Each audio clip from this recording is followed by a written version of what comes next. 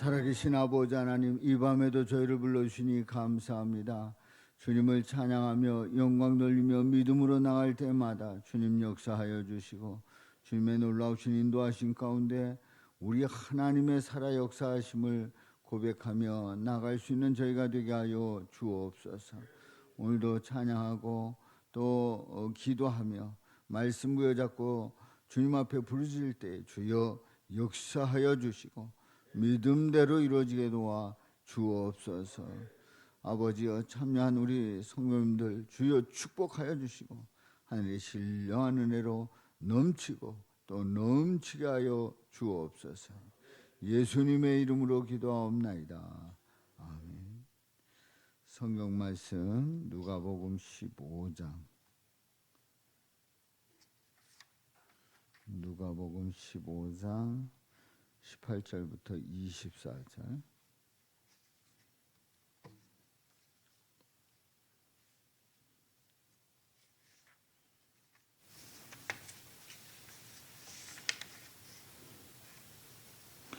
(15장) 18절부터 24절.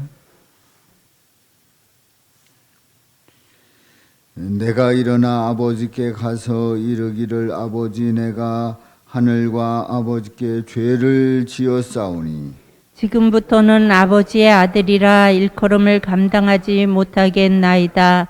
나를 품꾼의 하나로 보소서 하리라 하고 이에 일어나서 아버지께로 돌아가니라. 아직도 거리가 먼데 아버지가 그를 보고 측은히 여겨 달려가 목을 안고 입을 맞추니 아들이 이르되 아버지, 내가 하늘과 아버지께 죄를 지었사오니 지금부터는 아버지의 아들이라 일컬음을 감당하지 못하겠나이다 하나 아버지는 종들에게 이르되 제일 좋은 옷을 내어다가 입히고 손에 가락지를 끼우고 발에 신을 신기라.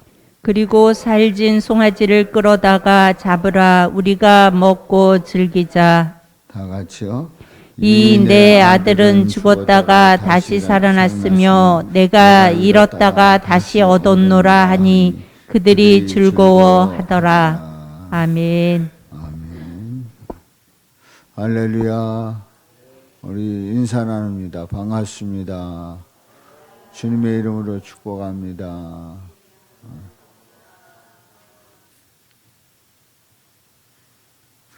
우리가 가지고 있던 물건 중에 잃어버리게 되면 참 아까울 때가 있지요. 잃어버렸던 것을 찾으면 아주 기쁩니다. 기뻐요. 제가 펜을 쓰는데 사색 펜을 씁니다. 사색 펜. 여기 이제 파랑하고 초록, 빨강, 검정 이렇게 해가지고 사색에다가 펜슬까지. 그러니까 이거면은 이 펜은 다 되는 거예요.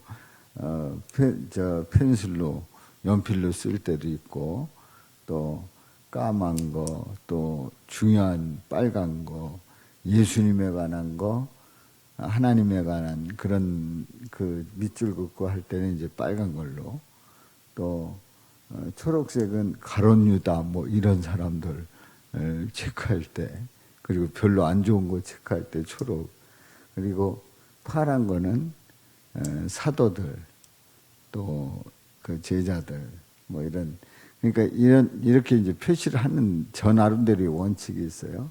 그러니까 이 펜 하나 가지고 이제 다 쓰는 거예요. 그래서 연필로 그냥 이렇게 가볍게 쓸 때, 또 지워야 할 때 연필로 씁니다. 그래서 제가 설교문에 보면은 이제 주일날 설교를 이렇게 A4용지 3매로 이렇게 합니다만은 이제 이걸로 나중에는 다시 다 표시를 해요. 그래서 한번 딱 보면 이제 거기서 이렇게 한눈에 들어올 수 있게 그렇게 이제 체크를 합니다. 그런데 이 볼펜을 잃어버렸어요. 이 볼펜을 잃어버렸는데 아무것도 못 하겠는 거예요.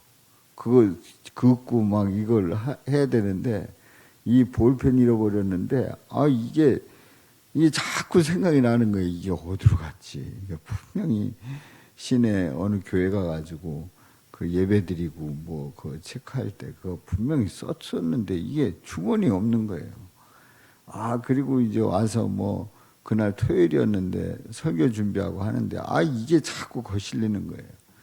그래가지고 곰곰이 생각을 해보니까 이게 어디서 이게 분실됐나 생각을 해봤더니 거기서 예배드리고 체크하고 그 볼펜을 주머니에 넣지 않고 그냥 거기다 놓은 것 같더라고. 뭐 여기저기 집에니 뭐 어디 교회니 다 찾아봐도 없는데. 그래가지고 결론을 딱 그렇게 내리고 거기 있는 저희 목사님한테 전화를 걸었어요. 부목사님한테 전화를 해가지고 어느 장소에 가면 이 볼펜이 있을 거다. 한번 찾아보시오. 네, 갔더니 있더라는 거죠. 있더라는 거예요. 그래서 그 목사님이 월요일인가 언제 이거 가지고 우리 교회까지 왔어요. 제가 가겠다 그랬더니 아니라고 갖다 놓고 갔더라고요. 그러니까 이제 이 볼펜이 아주 그 심리적으로 요런 용어가 있어요. 이렇게 자기가 좋아하는 거 잃어버리면 이게 리듬이 깨지는 그런 게 있다는데 이게 이제 저에게는 그랬단 말이죠. 근데 찾았는데 얼마나 기쁜지 말이죠. 근데 이 볼펜 쓴 지 한 5년 넘었어요. 잃어버리지 않고 잘 쓰고 이제 속에 심은 이제 계속 바꾸는 거죠. 자,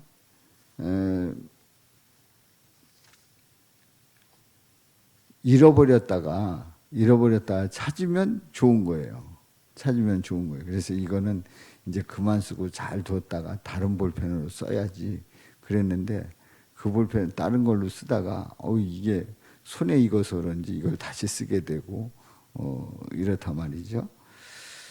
근데 우리가 말이에요.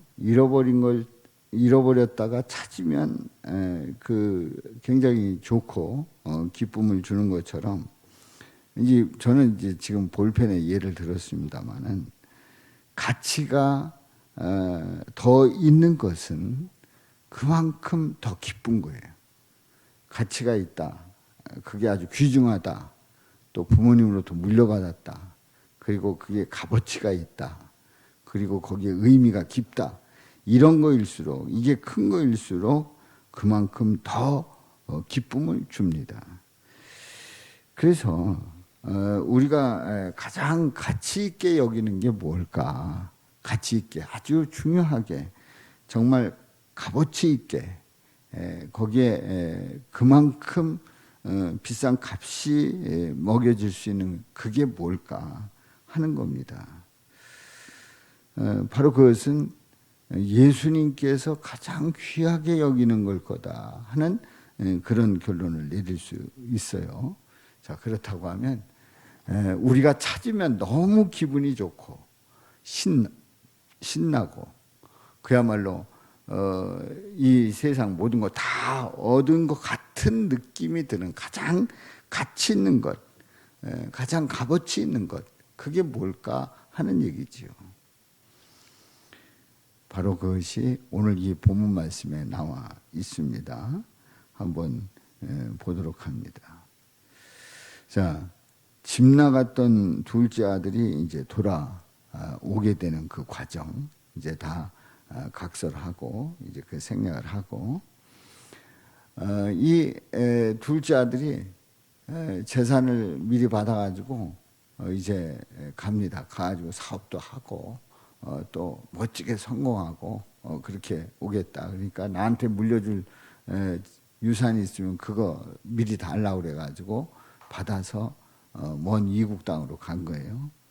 가가지고 뭐 하다 보니까 뭐 거기 고향 땅에서도 심는데 이국 땅에서 쉽겠어요. 결국 돈 다 잃어버리고 먹고 살라니까 돼지를 치는 그곳에 가가지고 쥐엄 열매를 먹으면서 연명을 하고 있는 겁니다. 그때에 생각을 해보니까 이제 스스로 독백을 하는 거예요. 회개를 하는 겁니다. 아버지, 내가 하늘과 아버지께 죄를 지었사오니 지금부터는 아버지의 아들이라 일컬음을 감당하지 못하겠나이다. 아버지의 아들이라 일컬음을 감당하지 못하겠나이다. 생각을 해보세요. 아버지께 가게 되면 잘 먹고 잘 살고 할 일도 분명히 있고 그리고 내게 주어지는 일도 있는데 이국 땅에서 뭔 고생을 하고 돼지가 먹는 쥐업 열매를 먹으면서 사느냐 말이죠. 그래서 생각하기를 결국은 나를 품꾼의 하나로 보소서. 이제 날 아들로 맞이하지 말고 나를 품꾼의 하나로 보소서. 그런 마음을 가지고 아버지께 돌아가야 되겠다. 결단을 내리는 겁니다. 아버지께 돌아가겠다는 거예요. 그러니까 이 둘째 아들은 아버지께 돌아가는 것이 최선의 길이에요. 아버지께 돌아가는 것 외에는 최선의 길이 아닌 거예요. 아버지께 돌아가는 것이 가장 최선의 길이고 가장 신나는 일이고 가장 안정된 일이고 가장 따뜻한 품이고 가장 인정받는 그러한 길이란 말이죠. 그래서 일어나서 아버지께로 돌아갑니다. 가서 그냥 품꾼의 하나로 살아야지 뭐 내가 재산은 다 이미 탕진했고 뭐 환영을 받겠는가. 그리고 아버지께는 이제 돌아갑니다. 근데 아직도 거리가 먼데 상거가 먼데 전에 성경은 상거가 먼데 그렇게 돼 있죠. 서로의 거리가 먼데 아버지가 이 둘째 아들을 봤어요. 둘째 아들을 보고 측은히 여겨 달려가서 그러니까 아들이 아버지에게로 달려간 게 아니라 아버지가 저쪽에서 오는데 보니까 남루해가지고 그리고 오는데 너무 초췌하고 안 된 거예요. 그런데 아버지가 거리가 먼데 아버지가 보시고 달려오셔서 목을 안고 입을 맞춥니다. 그런데 생각을 해보세요. 아니 어떻게 아버지는 이 둘째 아들이 오는 줄 알고 저쪽 거리가 먼데 이미 동네 여기 딱 돌아가지고 거리가 먼데 거기서부터 알아보고 달려오셨단 말이지요. 왜 그러셨어요? 우리 아버지는 이 둘째 아들이 나간 뒤로 계속 언제 오나 늘 그쪽을 쳐다보는 거예요. 그냥 일하다가도 그쪽 보는 거예요.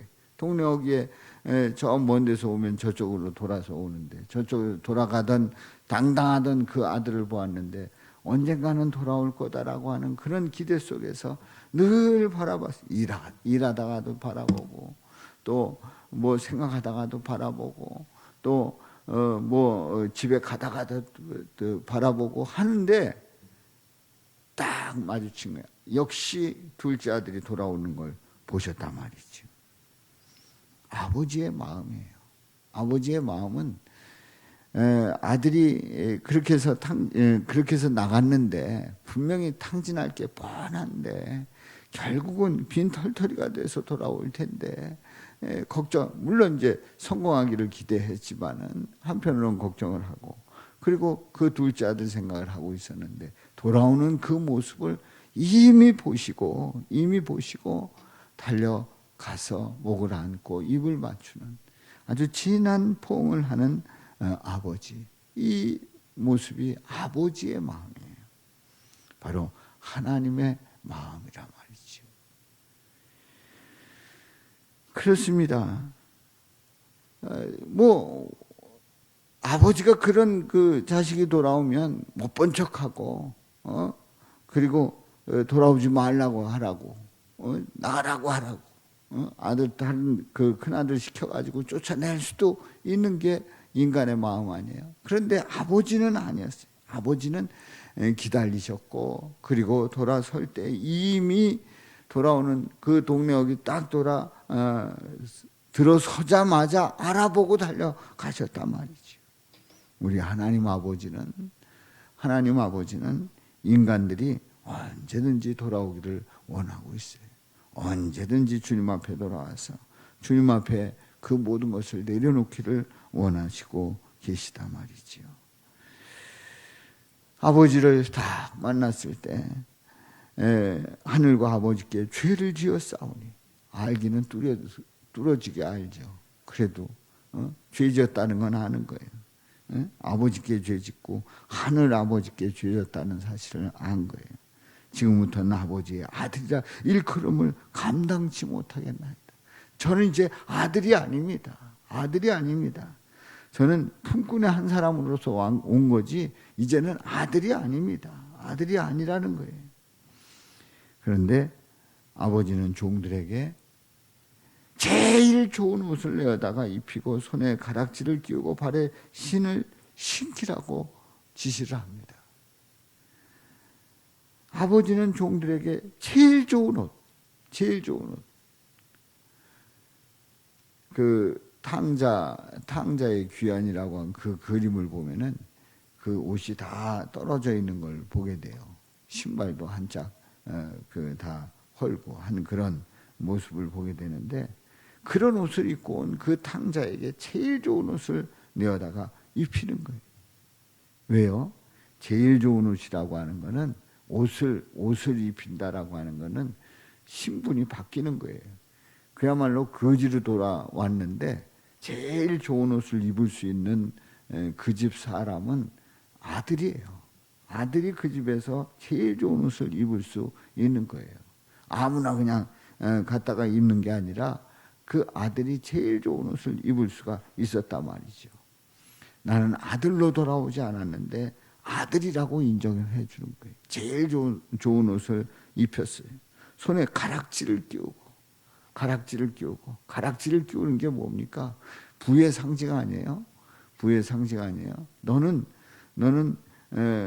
분명히 내 아들이고, 그리고 너는 여전히 부자라는 거지요.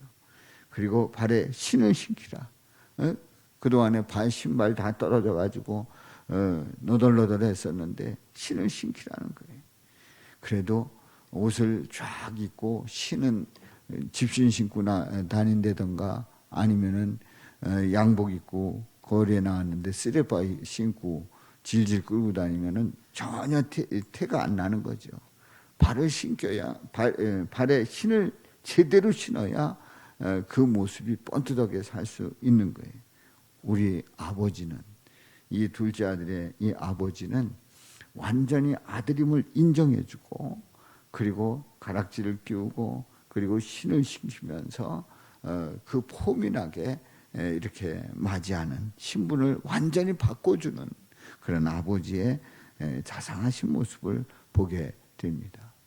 여기서 끝나지 않습니다. 그리고 살찐 송아지를 끌어다가 잡으라. 살찐 송아지를 끌어다가 잡으라. 우리가 먹고 즐기자. 먹고 즐기자는 거예요.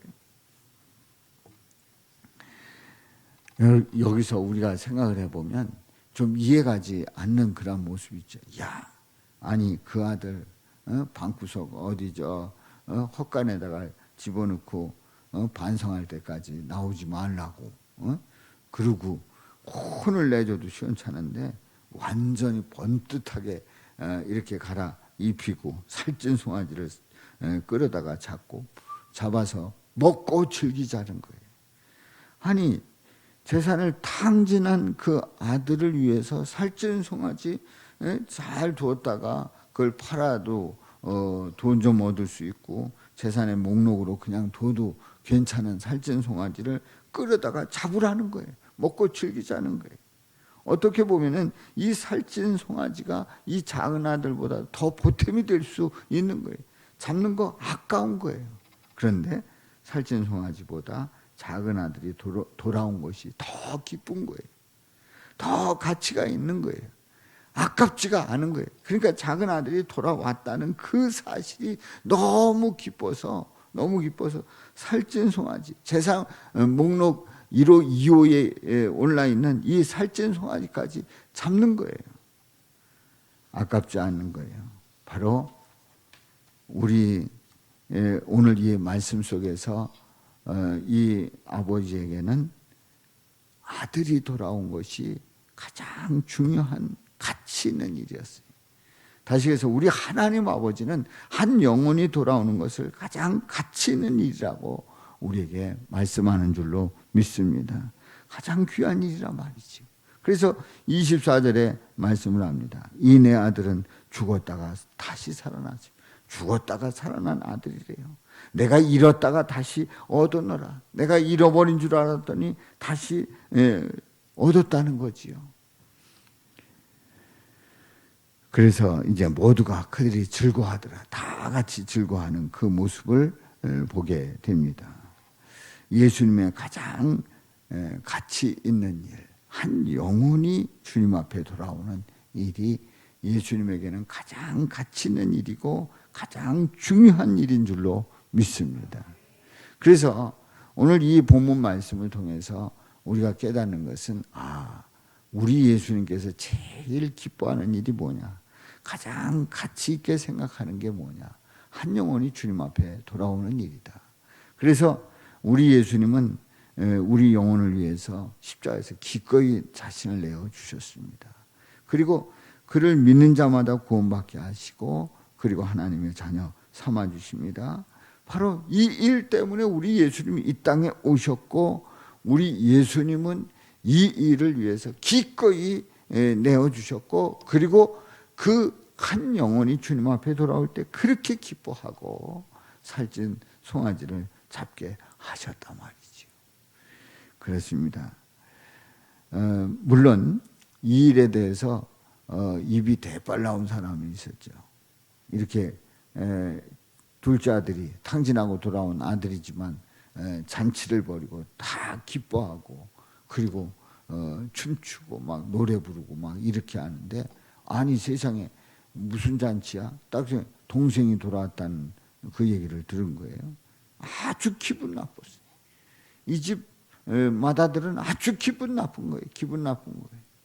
아니 세상에 동생을 위해서 손을 잡아 나같이 고생한 아들이 있는데 난 지금까지 아버지한테 있으면서 아버지 떠나지 않고 내가 지금까지 고생했는데 나를 위해서는 송아지 안 잡아도 아니 탕진한 그 아들을 위해서 동생을 위해서 이렇게 먹고 즐기는 거예요. 승질이 난 거예요. 입이 대빨 나온 거죠. 사랑하는 성도 여러분, 이 맏아들은 뭡니까? 이 맏아들은 그야말로 아버지의 마음을 모르는 거예요. 물론 아버지 곁에 있었고 아버지를 많이 했죠. 그런데 아직도 아버지의 마음을 모르는 거예요.